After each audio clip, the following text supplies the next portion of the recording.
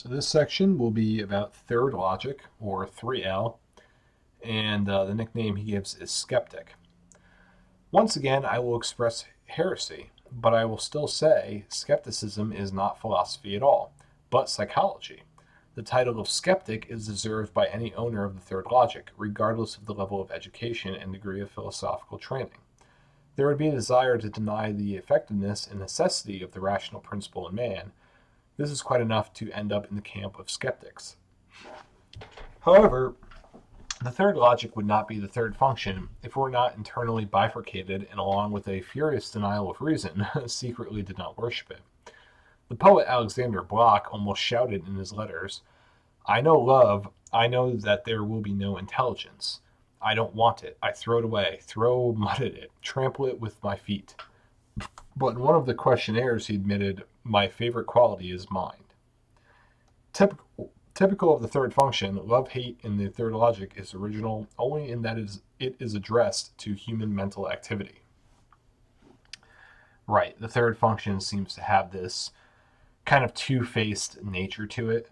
Um, Having I like how in Attitudinal Psyche, Rob explains it as, a sort of a dormant state, and then a reactive state, and then a secure state.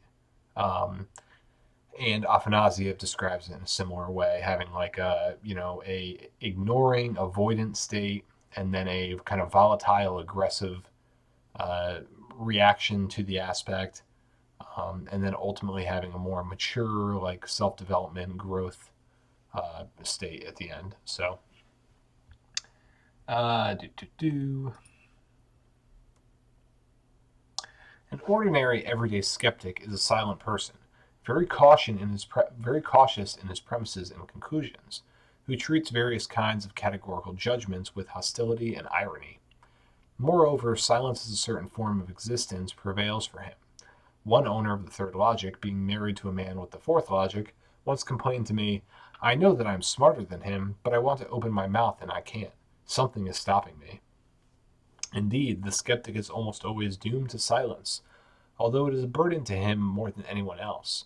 However, as soon as the skeptic sometimes opens his mouth, he immediately hears from the side, keep quiet, you'll pass for smart. And he goes numb, gasping for air. Uh, so let's see. Keep quiet. You'll pass for smart. Yeah. Okay. So it's you might as well shut up because then you'll seem smarter than when you open your mouth. Okay. Uh, the only way for the third logic to protect itself from such injuries is to completely turn off logic from the sphere of direct contacts.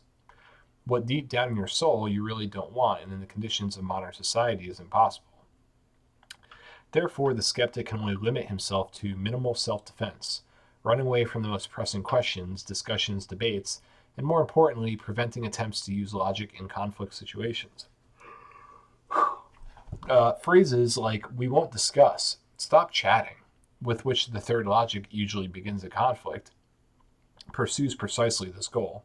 Such demands are rarely heard by the grumpy opponents of the skeptic, but do not try to protect yourself from blows to the patient place. He cannot, and therefore, throughout the entire conflict, he tries to transfer the struggle to other functional levels or dot dot dot, whatever the paragraph cuts off. Um, but basically, the third logic, will try to change the conflict into something higher functions usually. Um, so the first or the second. Experiencing an almost panicky fear of a sharp, passionate argument, the skeptic, at the same time, like no one else, appreciates a leisurely, benevolent, free conversation in which there are no winners and losers, which means there is no division into smart and fools. To fall into the latter, third logic is most feared.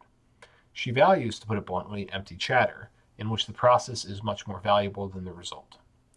This is where it turns out that the supposed silent person is in fact monstrously verbose. And oh, I'm so sorry for yawning to whoever's listening to this.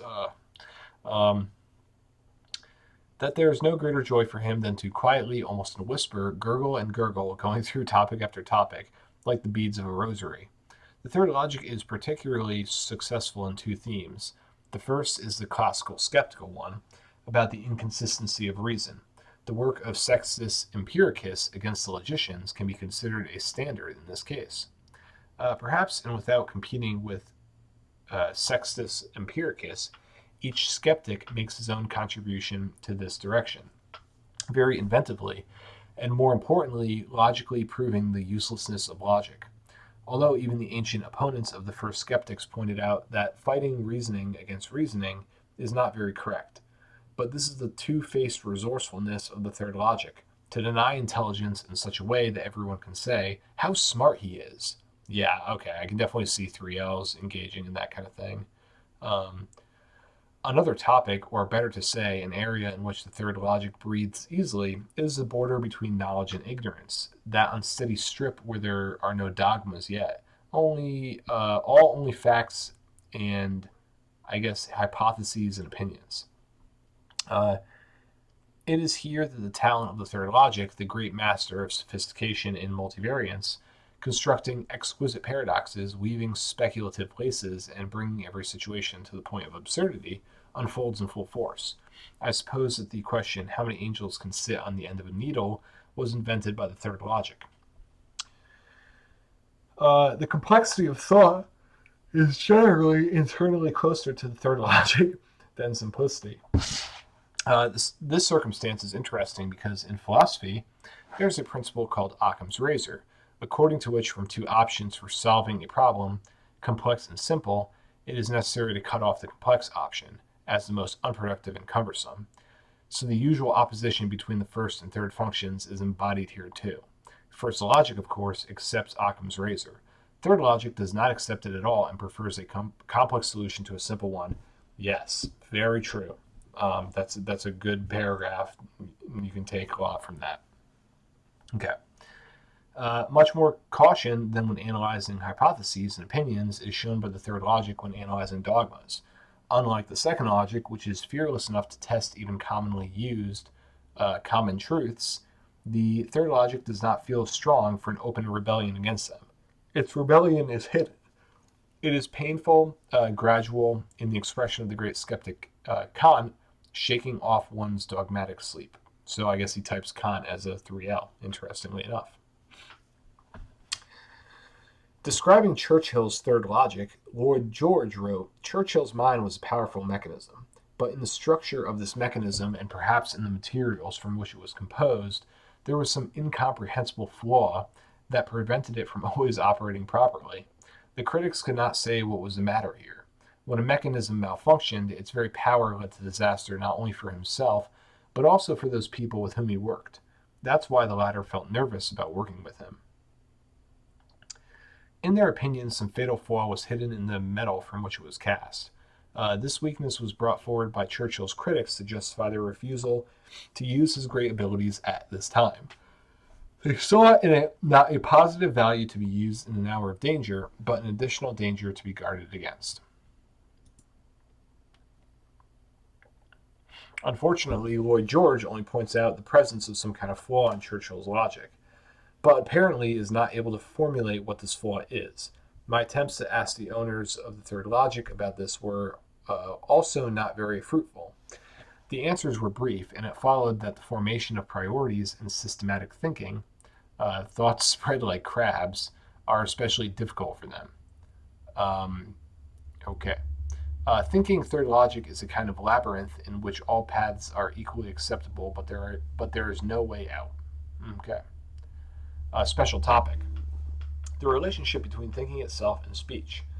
The key here may be the phrase of one owner of the third logic.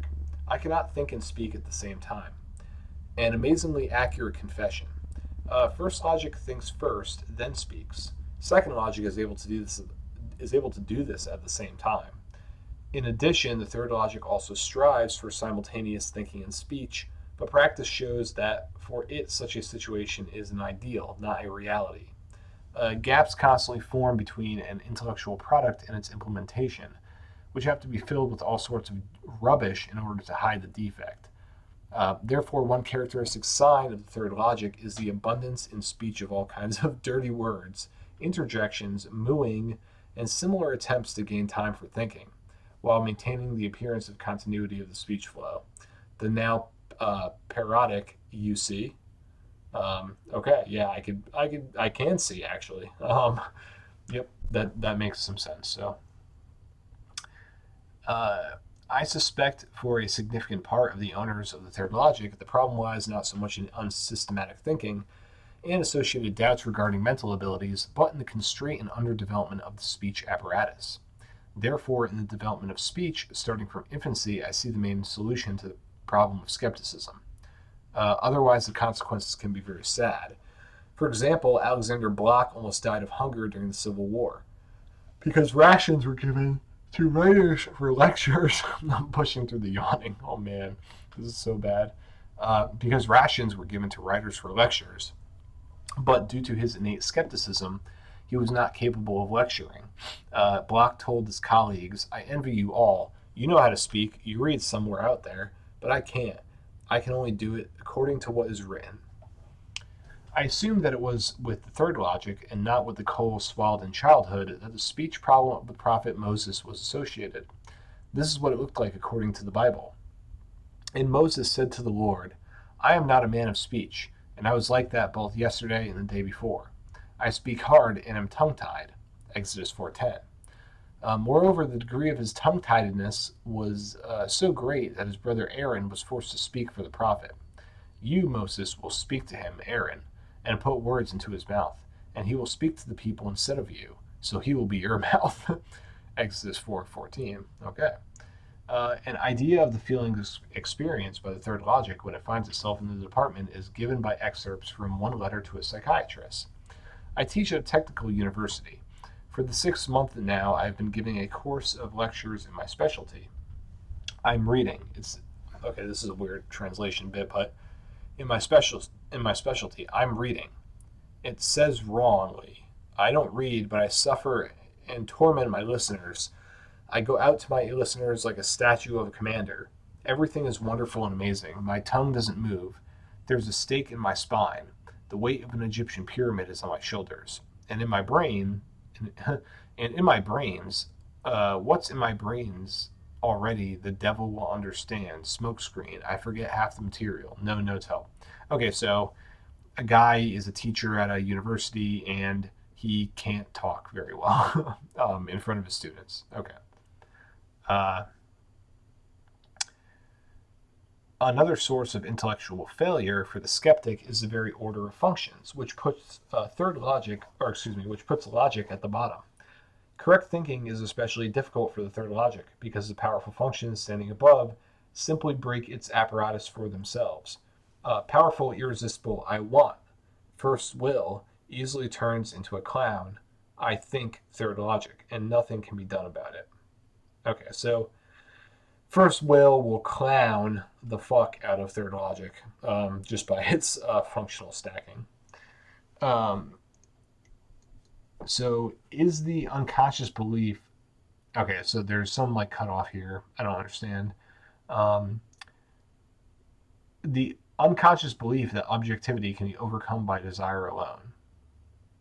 So maybe that was something to do with first will. First will with third logic has this unconscious belief that objectivity can be overcome by sheer like force of will alone. Yeah, I could kind of see that for 1v3L types. The effectiveness and accuracy of mental work depends not only on the ability to think for a long time and connectedly, but also on how honestly we think. Dishonesty is stupid. Stupidity is dishonest. This is what we should pay attention to in any moral and intellectual assessment.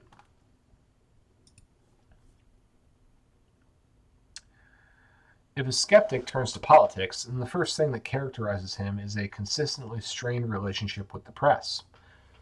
In democratic systems, a skeptic politician usually flees from the press, as President Reagan did.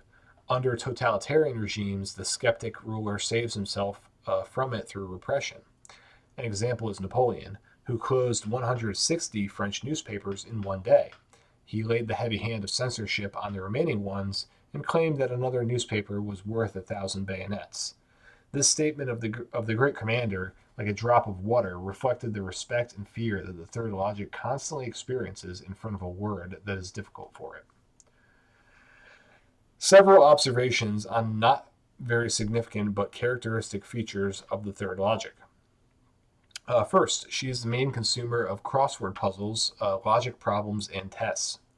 All this intellectual production is an ideal testing ground on which the third logic can test itself without interference and the risk of a serious injury, to find out how objective the internal feeling of its mental inferiority is.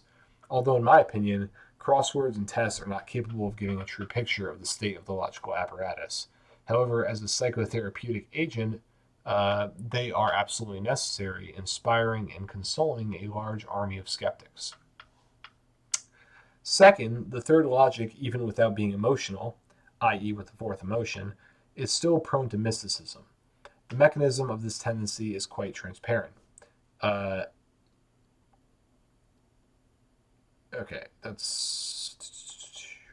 Second, the third logic, even without being emotional, i.e., with the fourth emotion, is still prone to mysticism.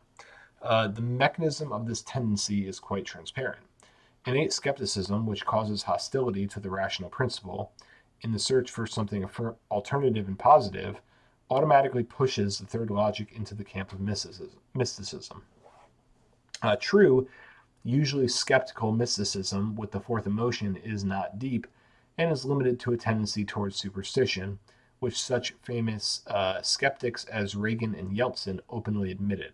Okay, so the third logic is prone to mysticism, and when emotion is in the fourth position with the third logic, it will be a kind of shallow and superstitious mysticism rather than something, more, I don't know, deeper or more, I don't know, in what the word would be like, enlightened or intricate. It's just going to be, with fourth emotion, it's going to be kind of a superstitious, dull mysticism. Okay.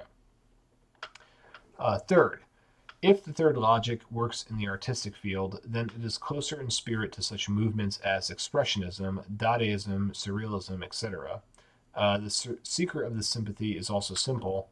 The skeptic cannot help but be close to artistic movements that emphasize irrational principles, aesthetic concepts that contrast the unconscious with the conscious in creativity, placing the second much lower than the first.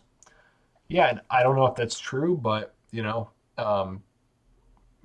I could maybe see that for 3L, and it makes sense why as a 1L I don't like those styles of art.